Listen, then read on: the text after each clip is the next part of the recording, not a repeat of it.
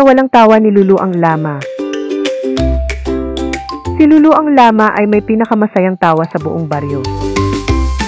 Malakas ito, nakakatawa at napapatawa rin ang lahat. Pero isang araw, paggising niya, napansin niyang nawala ang kanyang tawa. Sinubukan niyang ibalik ito, kiniliti niya ang sarili. Gumawa ng nakakatawang mukha at nagbiro sa sarili. Pero walang gumana. Nagpasya ang kanyang kaibigang si Benny ang kuneho na tumulong. Sinabi niya ang pinakanakakatawang biro na alam niya.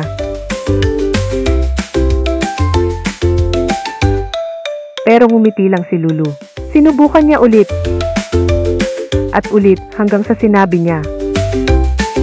Ano ang sinabi ng lama sa karot? Let's just be friends. Napatawa si Lulu ng sobrang lakas, narinig ito ng buong baryo.